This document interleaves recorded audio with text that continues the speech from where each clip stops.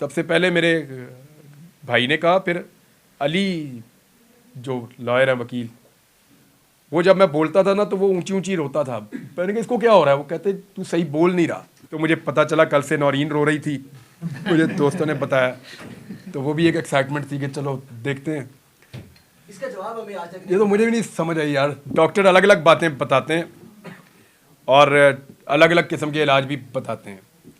ये लुकनत अब नहीं है, ये रज़ी जानते हैं ये कितना ज़्यादा प्रॉब्लम था। अब तो बिल्कुल मैं अगर जितना आहिस्ता डाउन बोलता हूँ, और यानी मैं कुरान पाक पढ़ने में नहीं है मुझे प्रॉब्लम, और मैं चाहे 2 4 5 सूरतें भी पढ़ दूँ एक साथ, कोई प्रॉब्लम नहीं है। जेल में तो नहीं ऐसा कुछ? बच्चों के साथ बोलने में हमने महसूस किया कि वहाँ पे भी कम है।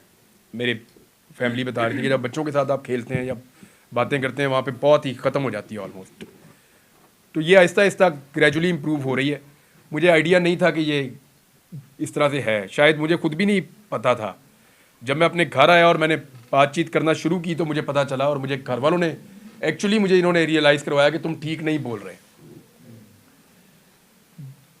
सबसे पहले मेरे भाई ने कहा, फिर अली जो लॉयर है, वकील, वो जब मैं बोलता था ना तो वो ऊंची ऊंची रोता था। मैंने कहा इसको क्या हो रहा है? वो कहते तू सही बोल नहीं रहा।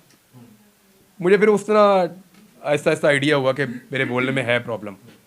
पहले मुझे इतना आइडिया नहीं था, मुझे ये तो पता था कि कुछ थोड़ा बहुत मैं डिस्टर्ब हूँ या कोई प्रॉब्लम है, लेकिन फिर अभी तो काफ़ी रिकवर है, शुक्र अल्हम्दुलिल्लाह 90% मैं रिकवर कर गया हूँ। मैं थोड़ा बहुत है, ये भी हो जाएगा इंशाल्लाह।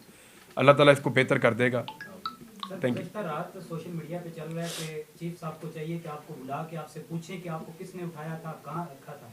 अगर आपको चीफ साहब बुलाती हैं तो आप सारी कहानी हुबहू ने बयान करेंगे, कहाँ से उठाया, कहाँ रखा, क्या क्या आपके साथ बर्ताव किया गया। मैं पाबंद हूँ कि अदालत में झूठ ना बोलूँ। इमरान भाई, सर ये बताइएगा कि सारे जेल कहें या टॉर्चर सेल, जो भी नाम दे दो उसका, आप इतना अरसा रहे, इस दौरान इंसान का अल्लाह के साथ भी एक रास्ता होता है और इंसान फिर अपने मिस्टेक्स को भी रिवाइज करता है, देखता है कि कहाँ मुझसे क्या हुआ।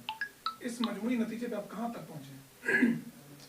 देखिए, आदमी ना गलतियों और सही काम, इन दो चीज़ों के बीच में ही अपनी लाइफ गुजार रहा होता है।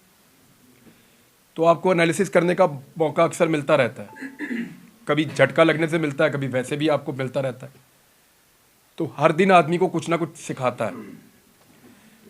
पहले भी ऐसे ही था, यानी ये जो मैंने एक मामले पे आज भी माजरत की, ऐसा नहीं है कि मैंने कैद होने से पहले नहीं की थी, पहले भी की थी।